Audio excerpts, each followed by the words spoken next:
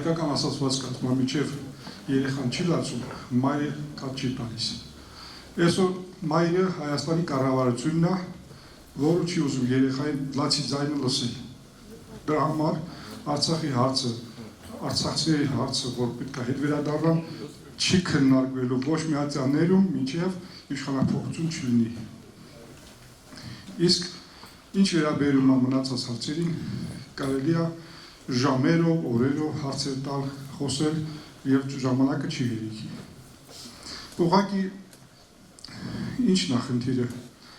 Ճիշտ է, շատ սխալներ են ունեցել մեր նախկին իշխանությունները, որ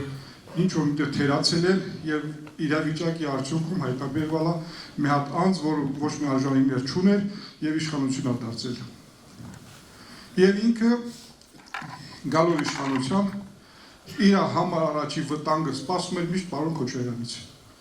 որ այն կարող է ղեկավարել, այն մարդը կարող է ղեկավարել, այն մարդը կարող է երկիրը ոդիկանեցնել, իսկ ինքը արդեն այնքան ախրվել ցեխի մեջ, վերջ ուզում է ցեխից դուրս գա, որովհետև կիմանա, որ ինչ ցեխի մեջ այն խրվալ։ Դա համար Քոչարյան չէր ուզում բանտերից թողել։ Ես կարա մի փոքր պատմություն պատմել 24 թվականի նոյեմբերի 10-ին հրատապ տաքսով գնում էի Կիրովական, բայց այդ ընթացքում տաքսիստը զգացի, որ Նիկոլական էր ու մոլի Նիկոլական էր։ Ես ինձ մի հատ գյուղացու տեղ դրեցի, ինձ հարցեր տալիս, այդ մարդու գլխից ինչ է դուրս գալիս։